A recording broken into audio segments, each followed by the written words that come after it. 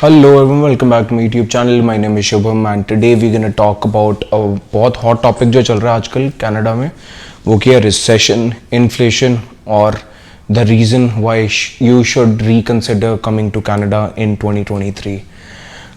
मैं पिछले 2-3 महीने से वीडियोस देख रहा हूँ जिसके अंदर वो बोल रहे हैं कि भाई कनाडा में ये प्रॉब्लम है या ये प्रॉब्लम है और उसकी वजह से आप यहाँ पर मत आओ या फिर यहाँ पर रिसेशन बढ़ गए या फिर यहाँ पर इन्फ्लेशन बढ़ गई है, लेकिन कोई ऐसी कंप्लीट वीडियो नहीं मिली। और अगर मिली तो भाई उन्होंने सिर्फ और सिर्फ ये बताया कि रिसेशन आया क्यों है। कोई सीधे इफेक्ट्स, कोई डायरेक्ट जो स्टूडेंट्स के साथ या फिर इंटरनेशनल जो लोग आ रहे हैं यहाँ पे उनके साथ डायरेक्ट कनेक्शन मुझे कहीं दिखाई नहीं। सो उसके लिए आई थॉट कि ये वीडियो बनानी बहुत ज़रूरी है, because if you are considering coming to Canada अपनी पूरी की पूरी लाइफ छोड़ के इंडिया में, और you have to spend all of your life in Canada और a major chunk of your life in Canada, so you should know these things. और इन टोटल मैंने पूरी रिसर्च करके या फिर सोच समझ के ऐसी 5 चीज़ें बनाई जो कि यहाँ पर थोड़ी डिफरेंट है इस टाइम पे, और उनका पता होना हर एक इंसान को ज़रूरी है जो जो यहाँ पर आ रहा है। और I don't mean to scare anyone, और बोलना ये नहीं चाहता मैं कि आप यहाँ पर ना आओ या फिर आपको बहुत ज़्यादा प्रॉब्लम आने वाली है।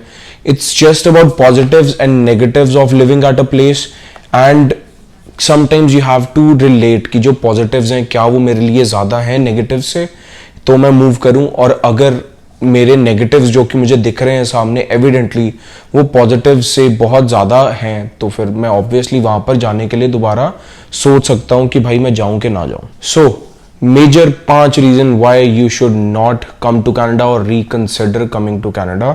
नंबर 1 बीइंग द इन्फ्लेशन और रिसेशन। सो कुछ इस पर्टिकुलर टॉपिक के ऊपर ना पूरी की पूरी एक वीडियो बन सकती है 25 मिनट की, कि भाई सारा कुछ एक्सप्लेन करते हुए कि इस चीज ने कनाडा का कैसे 1-2 साल के अंदर अंदर ही बेड़ा गर्क कर दिया बेसिकली। तो इसके ऊपर 25 मिनट वेस्ट करने और पूरा उसके इकोनॉमिक्स के अंदर जाना हमारे लिए डायरेक्टली रिलेट नहीं करेगा। So I am gonna tell you one brief thing कि इन्फ्लेशन कनाडा के अंदर इस टाइम पे इतनी बढ़ चुकी है। पिछले 2 साल के अंदर जब मैं आया था सेम चीज जो $5 की मिलती थी आज वो $10 की है।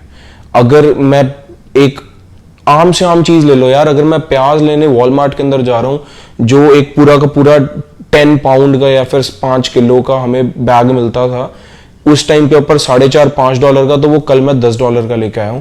सो इतना ज्यादा फर्क आ चुका है। पिछले 2 साल के अंदर चीजें डबल हो गई हैं, और वो चीजें डबल हुई हैं जो हम डेली यूज कर रहे हैं। ऐसी भी बात नहीं है कि मैं किसी लग्जूरियस चीजों की बात कर रहा हूं जो कि हम अवॉइड करके अपना यहां पर रहना बचा सकते हैं।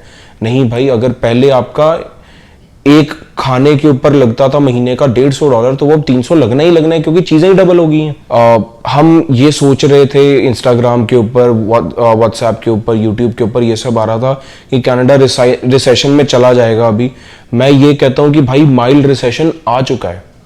जॉब्स की हर जगह कमी दिख रही है, कॉस्ट ऑफ लिविंग इतनी हुई पड़ी है, हर एक चीज के अंदर जितने भी एस्पेक्ट आप देखोगे ना आपकी अपनी लाइफ के हैं, उन सभी एस्पेक्ट के अंदर कहीं ना कहीं सिचुएशन खराब हुई है और वो लगातार हो रही है। अब बात करें नंबर 2 की, तो वो है सैचुरेशन इन जॉब मार्केट। अब इस टाइम के ऊपर इमिग्रेशन पिछले 1 साल के अंदर अंदर कनाडा के अंदर 5 लाख लोग आए हैं। अगर 5 लाख लोग सिर्फ पिछले साल में आए हैं जिनको पीआर मिली है, 5 लाख लोग का टारगेट इनका इस साल क्या है, उनको पीआर देने का। अच्छा, आप सीआरएस स्कोर भी कम कर रहे हो, आप और लोगों को बुला रहे हो, आपने पुराने वाले बंदों को 40 आवर्स की अलाउंस दे रखी है। जो काम पिछले टाइम के अंदर जब मैं आया था 3 बंदे 15-15, 16-16 घंटे लगा के करते थे, उतना ही काम इस टाइम पे 1 बंदा संभाल रहा है। तो कहां, जब वो 3 बंदों की रोटी चलनी थी, 3 बंदों का रेंट जाना था उस पे में से, उसकी जगह पे कोई 1 बंदा लगा हुआ और उसका ठीक चल रहा है, जबकि 2 इस टाइम के ऊपर बेरोजगार बैठे हैं। आई नो सम पीपल जिनको 1 साल हो गया यहाँ पर आके, 1 साल के अंदर उनको ऐसी जॉब नहीं मिली जो वो लगातार कर पाए और जिससे एक स्टेबल इनकम उनके आने के चांसेस बढ़े। मैं आईटी सेक्टर का हूँ, मैं आईटी सेक्टर की ही बात आपसे करूंगा, और आईटी सेक्टर का इस टाइम पे इतना बुरा हाल है। मेटा ने कितने बंदे ले ऑफ कर दिए, एक कंपनी बता दो जिसने आज इस टाइम के ऊपर कनाडा के अंदर बंदे ले ऑफ नहीं किए। और ये सब कुछ कनेक्शन इनका चल रहा है रिसेशन से। क्यों? क्योंकि उन्होंने कोविड के टाइम पे इतनी ज्यादा हायरिंग कर ली थी कि उनके पास इतना काम ही नहीं था जितने इस टाइम के ऊपर उनके पास बंदे थे, और उनको ले ऑफ करने पड़े अपनी कंपनीज बचाने के लिए। उन्होंने ले ऑफ कर दिए, लेकिन ये नहीं सोचा उन्होंने कि जो बंदा इस टाइम के ऊपर कनाडा में 2 दिन पहले आया या 3 दिन पहले आया, उसको अगर आप काम से निकाल रहे हो, वो क्लोज्ड वर्क परमिट पे है, वो कहीं और काम नहीं कर सकता, उसके लिए इतना बड़ा मेजर चंक उसका स्पेंड करना हाउसिंग के ऊपर, सभी चीजों के अंदर, और उसके बाद उनको जॉब से निकाल देना या फिर जॉब ना रहना, इसका एक मार्केट के ऊपर बहुत ज्यादा एडवर्स इफेक्ट पड़ रहा है और बहुत न्यूसेंस क्रिएट हो रही है मार्केट के अंदर, जॉब मार्केट के अंदर। अब तक बात होगी हमारी जॉब सैचुरेशन की, जॉब मार्केट की, कि जॉब की प्रॉब्लम है कनाडा के अंदर।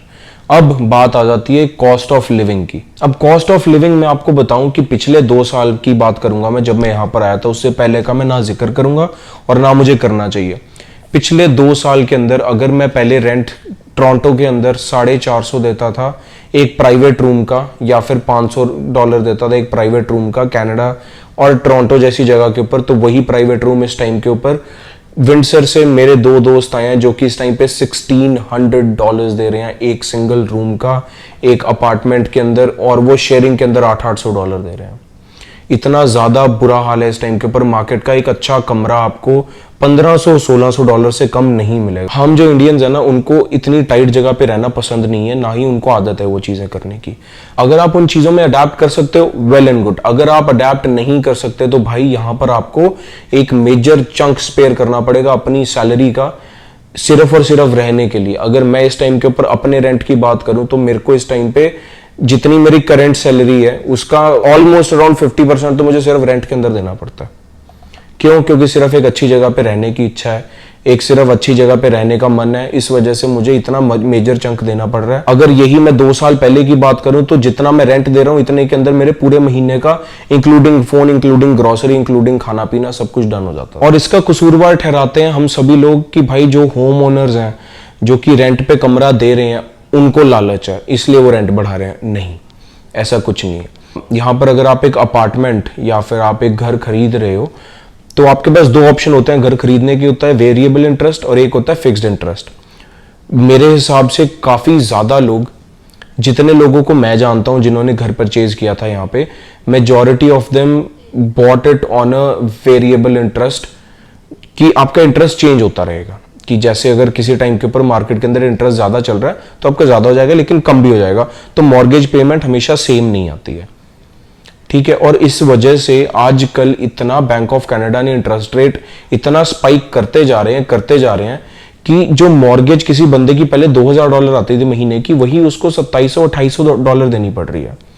अगर $2800 उसको देना पड़ेगा, उसके ऊपर उसको टैक्सेस भी देने पड़ेंगे उसी घर के ऊपर, तो in order for them to survive, in order for them to pay their mortgage off, they have to increase the rents. अगर हम एक होम ओनर के पर्सपेक्टिव से देखें, वो गलत नहीं कर रहे हैं, क्योंकि उनको कॉस्ट भी ज्यादा पड़ रही है, उनके लिए भी महंगाई हुई है, इसलिए उनको आगे भी ज्यादा चार्ज करना पड़ रहा है। लेकिन कहीं ना कहीं this all corresponds to the government.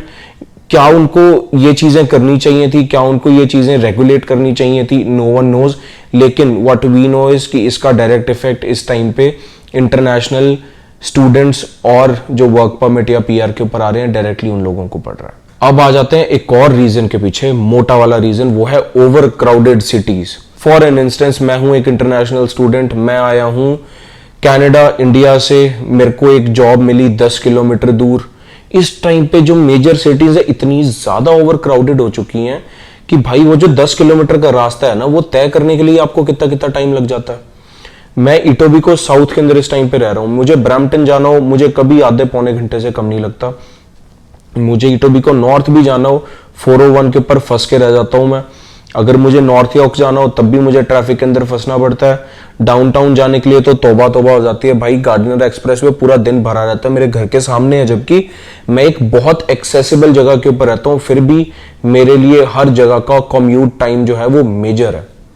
मेरे को अगर डाउनटाउन जाना पड़े गलती से भी गाड़ी लेके, तो उस टाइम के ऊपर मैं ज्यादा प्रेफर करता हूं कि भाई मैं यहां से गो स्टेशन के ऊपर गाड़ी खड़ा के अपना बस पे चला जाऊं, ताकि मुझे खुद ड्राइव ना करना पड़े। इतनी ज्यादा ओवर क्राउडेड होने की वजह से सिटीज, ब्रैम्पटन का इतना ज्यादा, इनको ब्रैम्पटन के अंदर लोग ऐसे आते हैं कि जैसे वहां पर जॉब्स भरी पड़ी हैं। आई अंडरस्टैंड की कम्युनिटी और वहां पर आपका जाना बनता है, आपका मन करता है कि कम्युनिटी के साथ रहें, लेकिन ब्रैम्पटन के अंदर इस टाइम के ऊपर इतनी जॉब्स नहीं रही जितनी पुराने टाइम के ऊपर होती थी।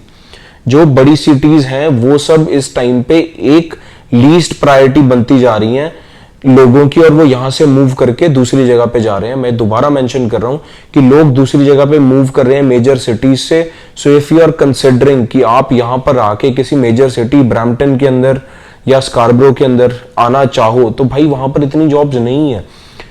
Rather I know some smart people जो कि सीधा 12th खत्म हुई और उन्होंने कॉलेज यहां ब्रैम्पटन और ईटोबी को ना लेके ना ऐसी जगह पे लिया, नोवा स्कॉशिया जैसी जगह पे, हैलिफैक्स जैसी जगह पे, जहां पर उनको पीआर भी आसानी से मिल गई, उनको जॉब की भी प्रॉब्लम नहीं आई, उनकी इंश्योरेंस भी कुछ नहीं है।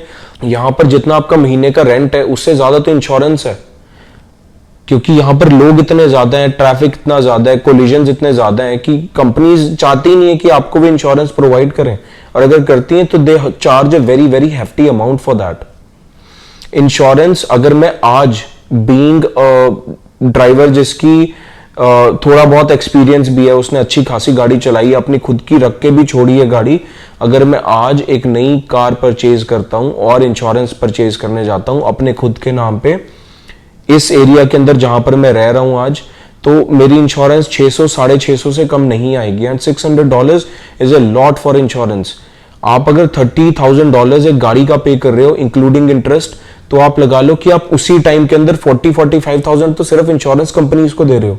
और इसी के साथ रिलेट करता है हमारा लास्ट पॉइंट, जो कि है quality of life. Quality of life ने बहुत बड़ा हिट लिया है जब से मैं कनाडा आया हूं, और जब से मैंने ये रिसेशन और जॉब लॉस इन सब की कहानी देखी है। कोई भी बंदा इतना सिक्योर है ही नहीं है इस टाइम के ऊपर कि वो लाइफ को एंजॉय कर पाए यहाँ पे। अगर करता है so he is lacking on money, he is being behind on his credit cards, और वो सब चीजें आगे उसको जाके तंग करने वाली हैं। इफ यू थिंक कि आप कनाडा में आ रहे हो एंजॉय करने के लिए अपनी लाइफ को, सो वो सिनेरियो इस टाइम के ऊपर बहुत बहुत ज्यादा नहीं है। You can enjoy with your friends if you make any, but enjoying because of the city, that is something that you have to keep in mind कि वो सिनेरियो इस टाइम पे नहीं रहा है। आप डाउनटाउन के अंदर जाओगे, आप डाउनटाउन के अंदर आपको पार्किंग लगानी पड़ेगी $30 देके, आपका वहीं पर होगा कि भाई मैं क्यों आया यहाँ पे। आपको मार्केट के अंदर जाके अपनी ग्रोसरी के ऊपर, जबकि आपने फालतू कुछ भी नहीं लिया, तब भी $300 लगाने पड़े ग्रोसरी के ऊपर, तो उस टाइम के ऊपर भी आपको लगेगा कि यहाँ पर क्वालिटी ऑफ लाइफ देखने के लिए मैं आया था, लेकिन क्वालिटी तो दिख नहीं रही है। जहां पर इन्फ्लेटेड हाउस प्राइसिंग की वजह से आपको एक छोटे और बेसमेंट के कमरे के अंदर रहना पड़ेगा, सरवाइव करना पड़ेगा, तब आप ये चीज सोचोगे कि मैं क्यों आया इधर। ये क्वालिटी ऑफ लाइफ तो नहीं है कि मैं अगर एक कमरा छोड़ के आया हूं अपने घर में 20 बाय 20 का और यहां पर आपको 10 बाय 5 का कमरा मिल रहा है, तो भाई आपको लगेगा कि this is not something that you wanted to get in life. और इन सब के साथ अगर आपको कहीं पर जाने की इच्छा हो, अगर आप घूमने के शौकीन हो, तो आप सोचोगे कि मैं गाड़ी ले लेता हूं, यहां पर आके आप गाड़ी परचेज करोगे। आपको गाड़ी अगर सर्विस करवानी पड़ी तो उसी के अंदर आपकी ऐसी तैसी हो जाएगी। यहां पर इस टाइम पे मेरी जब गाड़ी खराब हुई थी, मैं सर्विस पे देने गया एक मैकेनिक को, उसने रिप्लेसमेंट का पार्ट उसके पास फ्री पड़ा था, लेकिन उसने लेबर बनाई थी $4,000-5,000 की। मेरे घर के अंदर एक टैप खराब हो गई थी, वो टैप रिप्लेस करने के लिए और वॉशिंग मशीन चेंज करने के लिए एक प्लम्बर आया, वो $3,000 लेके गया हमारे होम ओनर से, सिर्फ और सिर्फ एक मशीन खराब हो गई थी और उसने वॉल्व रिप्लेस करना था। So these are some things that you have to consider before moving here. You have to know that this is something that you are walking into, and if you just come in blindsided और ऐसे रख के आप आओगे कि मैं सिर्फ सामने देख रहा हूं और मैं जो छोटे छोटे फैक्टर्स हैं जो कि आसपास हैं उनको नहीं देख रहा, so your life is gonna be very very difficult here if you believe कि एक सिर्फ फेरी लैंड है यहाँ पे और यहाँ पर आके सभी चीजें नॉर्मल जाएंगी। बेसिक सिनेरियो आपको पता होना चाहिए। I do not mean to scare anyone here, डरने की भी बात नहीं है। There are still some scenarios जहां पर कनाडा इस टाइम पे बाकी कंट्री से अच्छा है। अगर आपको इंडिया से मूव करना है किसी कंट्री में, for some people Canada can still be a very very good choice depending upon your experience, depending upon the profession, depending upon कि आप what you want to get out of life. It can be a really really good option as well, but again that part I'm gonna cover in the next video so that you know the positive and negatives of living in Canada. to make an educated decision about moving here, and not really just moving here and then thinking about, okay, now what will I do. This is not how your approach should be. Your approach should be educated in these times. इस time के ऊपर अगर आप educated approach रख के नहीं चलोगे तो आगे कहीं ना कहीं जाके ज़रूर फंस जाओगे और बहुत गंदा फंस जाओगे.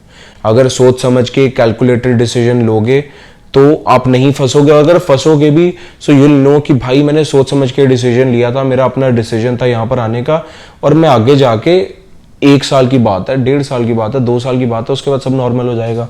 जब जेब के अंदर थोड़े बहुत पैसे आ जाएंगे, जॉब अच्छी लग जाएगी, तब सब कुछ अच्छा लगने लग जाएगा आपको भी. So with this I am gonna take your leave. बहुत ज्यादा बातें हो गई हैं, लेकिन don't get discouraged. I didn't aim for this video to discourage you. It was meant to be a guide for you about the scenario that is here right now.